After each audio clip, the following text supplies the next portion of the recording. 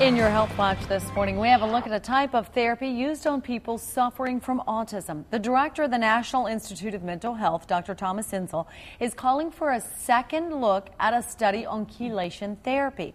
It was first proposed in the year 2006, then suspended.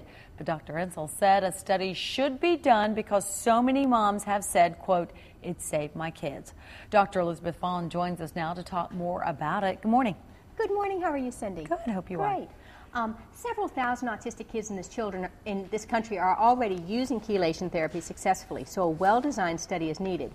My concern is that this study may not give us the answers we're looking for because of poor design. What do you mean by poor design? Tell us about the study. Well, on the surface it sounds great. 120 kids between 4 and 10 years of age with autism who test positive for mercury in their blood. Half receive a placebo and half receive the drug, DMSA, or dimercaptosuccinic acid, over a period of 12 weeks. The blood levels of mercury and behavior are monitored. And the problem with that is? The problem is that mercury doesn't stay in the blood very long. The body moves mercury from the blood into other organs like brain, heart, and kidney, so diagnosing or tracking an illness based on blood levels doesn't make sense. A better test for chronic exposure is a challenge test with the chelator. What's a challenge test? A challenge test is where you give these kids a large dose of the chelator, and in this case DMSA, and collect their urine for a designated period of time. The chelator binds to the toxic metal and the body eliminates the chelator metal complex in the urine.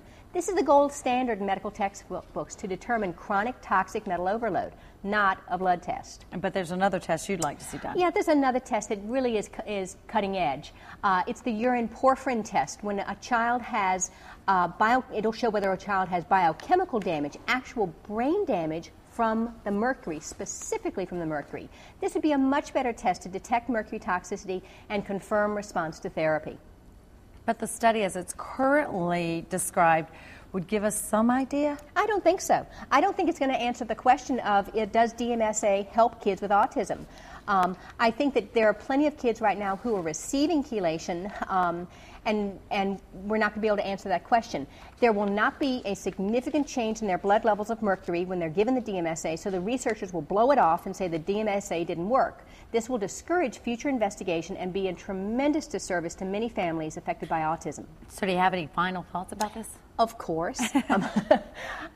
I take my hat off to Dr. Insel since he's pushing for this study based on reports from families who have used chelation to recover their children from autism.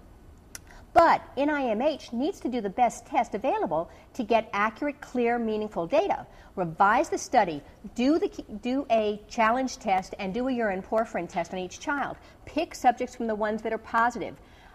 Second, if it only works for some children, it should be available to all under a doctor's supervision. All right, thanks so much. And don't